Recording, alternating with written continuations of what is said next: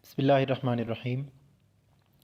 आज हम एक इंडियन राइटर अमित चौधरी की लिखी हुई एक short story real time discuss करने लगे हैं।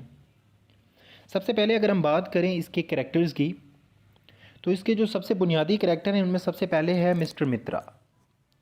मिस्टर मित्रा जो है वो एक बोरिंग किस्म का इंसान है, मिडिल एज मैन है, प्रोफेशनल बंदा है और वो जो है अपनी बीवी के साथ, एक लड़की है अंजलि, उसके फनेरल पे जा रहा है। अगर हम उसकी बीवी मिसेस मित्रा की बात करें, वो जो है वो एक कर्ट वाइफ है और वो भी जो है ना बहुत दूर की रिश्तेदार है अंजलि की। वो अपने हस्बैंड की निस्बत थोड़ी ज़्यादा कन्विंस लग रही है जो है ना वो फनेरल के कल्चरल पे जाने के, लेकिन वो उस अंजलि के फनेरल पे जाने में कोई इतनी ज़्यादा इंटरेस्टेड नहीं होती। अपने हस्बैंड के जो है ना वो फोर्स करने की वजह से उसके साथ चली जाती है। उसके बाद हम बात करें अंजलि की, तो अंजलि जो है वो एक नौजवान लड़की है। वो अपनी शादीशुदा ज़िंदगी से मुतमईन नहीं होती। वो अपने वालदैन के साथ रह रही होती है। उसके वालदैन उसको बातें जब सुनाते हैं तो वो अपने घर की तीसरी मंजिल से छलांग लगा के ख़ुदकुशी कर देती है। उसके बाद जो मिस्टर ताल्लुकदार इस कहानी का चौथा कैरेक्टर है, वो उस लड़की जो है अंजलि, उसका वालिद होता है। तो अब अगर हम इस शॉर्ट स्टोरी की समरी की बात करें, तो उसमें सबसे पहले ये जो कहानी है, ये फ़नेरल अंजलि नाम से ही आपको पता है कि ये एक हिंदू मुआशरे के मुतालिक एक कहानी है।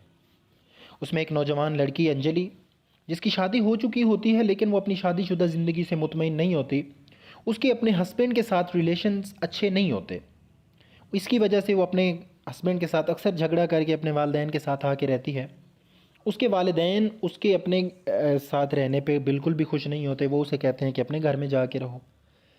इस दफ़ा जब वो अपने हस्बैंड के साथ झगड़ा करके अपने वालिदैन के साथ रहने आती है, तो उसके वालिदैन उसे इतनी बातें सुनाते हैं कि उस सब चीज़ों से तंग आके वो घर की तीसरी मंजिल से छलांग लगा के ख़ुदकुशी कर देती है।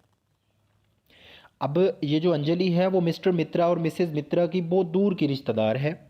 इतनी दूर की रिश्तेदार है कि उन्हें उनके घर का पता भी नहीं होता, घर का पता भी मालूम नहीं होता। लेकिन मिस्टर मित्रा और मिसेस मित्रा जो है ना वो उसकी आखिरी रसूमात में शिरकत करने के लिए चले जाते हैं और वो अपने ड्राइवर के साथ उनका घर तलाश करते रहते हैं। और कई लोगों से पता पूछने के बाद आखिरकार जो है ना वो उनका घर तलाश करने में कामयाब हो जाते हैं। मगर जब वो फैमिली से मिलते हैं, जब वो वहाँ पे जाते हैं, तो उधर जाते ही उसने मिस्टर मित्रा ने अपने हाथ में जो फूल उठाए होते हैं, वो उस लड़की अंजलि का जो बाप होता है मिस्टर ताल्लुकदार, वो उसको जो है ना कुछ जो है ना रस्मी जो अल्फाज होते हैं हमारे यहाँ कि जो कहे जाते हैं किसी के साथ हमदर्दी जताने के लिए, वो बग़ैर कुछ अल्फाज कहने के वो ऐसे जाके उसको फूल पकड़ा के साइड पे खड़ा हो जाता है। और थोड़ी देर के बाद वो क्या हो जाता है कि वो उन सारी जो है ना जितनी भी रसूमात होती हैं उनसे तंग आ जाता है।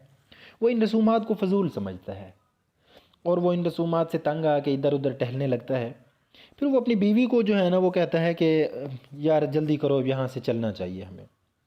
अब उसके ख़्याल के अंदर जो है ना बस उसका वहाँ पे आना काफ़ी था। उसने कहा कि बस उनको शक्ल दिखा दी है, उनको पता चल गया है कि हम आ गए, हमारी अपीयरेंस हो गई है, तो अब हमें वापस जाना चाहिए। उसे जो है ना ये जितनी भी फरसूदा रिवायात होती हैं ये अच्छी नहीं लगती। और उसकी बीवी जो है वो उसको कहती है कि खाना तैयार है, क्या यहाँ पे खाना खा लें। तो वो अपनी बीवी को मना कर देता है और वो उसे वहाँ से जल्दी चलने को कहता है। जब जैसे ही वो वहाँ से निकलता है तो मिस्टर मित्रा को ख़ुद को भूख लग रही होती है। वो फिर ड्राइवर को कहता है कि पास के जो है ना वो किसी भी ढाबे पे रोक के जो है ना उसके लिए चाय और बिस्किट ख़रीदे। चाय और बिस्किट ख़रीदने के बाद जब वो घर पे जो है ना पहुँच जाता है, तो वो फिर अपने घर पे जाके खाने से लुत्फ़अंदोज़ होता है और वो ये समझता है कि उसने उस रस्म के अंदर उसने अंजलि के घर के ऊपर जितना भी टाइम स्पेंड किया, जितना वक्त भी गुजारा है ना, वो सारा फ़जूल वक़्त था। ठीक है, तो यहाँ पे हमारी स्टोरी ख़त्म हो जाती है। उसके बाद अगर हम इस स्टोरी के थीम्स की बात करें, तो स्टोरी के थीम्स में सबसे पहला थीम ये है डिसकंटेंटमेंट, मतलब किसी चीज़ से खुश ना होना। हमने ये जो स्टोरी हमने पढ़ी है रियल टाइम अमित चौधरी की लिखी हुई, इसमें हमने देखा है कि मिस्टर मित्रा और मिसेस मित्रा ताल्लुकदार हाउस जाते तो हैं, लेकिन वो अपनी खुशी से नहीं जाते, बल्कि और ना ही उनके साथ उनकी कोई इतनी जो है ना वो क्लोज़ कोई रिलेशनशिप होता है, क्लोज़ उनके साथ वो कोई उनके क्लोज़ रिलेटिव होते हैं, बल्कि वो दूर के रिश्तेदार होते हैं। लेकिन वो वहाँ पे जाते तो हैं लेकिन वहाँ पे जाके उन्हें एहसास होता है कि उन्हें वहाँ पे नहीं आना चाहिए था, उन्हें वहाँ पे जाने पे बिल्कुल भी खुशी नहीं होती। और वहाँ पे जाने पे जितनी भी वो उसकी डेथ सेरेमनी होती है, वो उसमें बिल्कुल भी शरीक नहीं होते, बल्कि वो उसको जो है ना बिल्कुल उसके बाप को फूल पकड़ाने के बाद बिल्कुल वो साइड पे खड़ा हो जाता है, फिर वो इधर उधर टहलने लगता है। मतलब कि उसे वहाँ पे जाने से बिल्कुल भी खुशी नहीं होती। उसके बाद अगर हम इसके दूसरे थीम की बात करें तो वो है अपेरेंस। ये आजकल भी हमारे यहाँ है कि हम भी अगर किसी के जो है ना फनेरल पे जाते हैं, किसी की तजहीज़ व तकफ़ीन जनाजे पे जाते हैं, तो हम अपनी अपेरेंस को दिखाने के लिए जाते हैं। सेम इसी तरह ही होता है कि जब मिस्टर मित्रा और मिसेस मित्रा वहाँ पे अंजलि के फनेरल पे जाते हैं, तो वो भी वहाँ पे जस्ट अपनी अपेरेंस दिखाने के लिए जाते हैं। और अपनी अपेरेंस दिखाने के लिए वो क्या करते हैं कि जब वो वहाँ पे पहुँच जाते हैं, तो वो वहाँ पे जाते ही थोड़ी देर वहाँ पे गुजारने के बाद मिस्टर मित्रा अपनी बीवी को कहता है कि बस ठीक हो गया है, मतलब उनको पता चल गया है कि हम आए तो अब हमें वापस जाना चाहिए। तो इससे ये ज़ाहिर होता है कि मिस्टर मित्रा और मिसेस मित्रा भी वहाँ पे जो है ना वो अपनी अपेरेंस ज़ाहिर करने के लिए ही जाते हैं। उसके बाद अगर हम बात करें सेल्फिशनेस की, तो सेल्फिशनेस की अगर हम बात करें तो मिस्टर मित्रा जो कहानी का एक बुनियादी किरदार है, वो बहुत जो है ना सेल्फिश है। वो वहाँ पे अंजलि के फनेरल में अगर शिरकत करने के लिए भी जाता है, तो वो सिर्फ अपनी प्रेजेंस को जो है ना वो ज़ाहिर करने के लिए जाता है, वरना उसके दिल के अंदर कोई सिंपथी वाली फीलिंग नहीं होती अंजलि के लिए या अंजलि के पेरेंट्स के लिए। और वो तलकदार हाउस पे जो है ना वो एक हेक्टिक किस्म का जो है ना वो जो है ना रिएक्ट कर रहा होता है।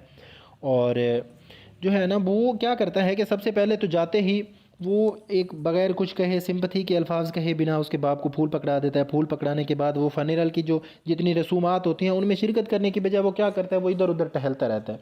फिर एंड पे क्या करता है कि जब उसकी बीवी उसे कहती है कि मुझे भूख लग रही है और यहाँ पे खाना भी तैयार है, खाना खा के जाते हैं, तो वो अपनी बीवी को कहता है बिल्कुल भी नहीं, यहाँ से कुछ भी नहीं खाना। और थोड़ा से जब वो बाहर निकलते हैं वहाँ से, तो उसे खुद को जब भूख लग रही होती है, तो वो अपने ड्राइवर को कहता है कि करीब से जो है ना रोक के मेरे लिए कुछ जो है ना सैंडविचेस या कोई चाय बिस्किट वगैरह मेरे लिए लेके आओ। तो इससे ये जाहिर होता है कि मतलब वो किस किस्म का जो है ना वो एक सेल्फिश इंसान था। तो ये है हमारी आज की complete story real time by Amit Chaudhary. उम्मीद है कि आपको जो है ना ये स्टोरी कम्प्लीटली समझ आ गई होगी।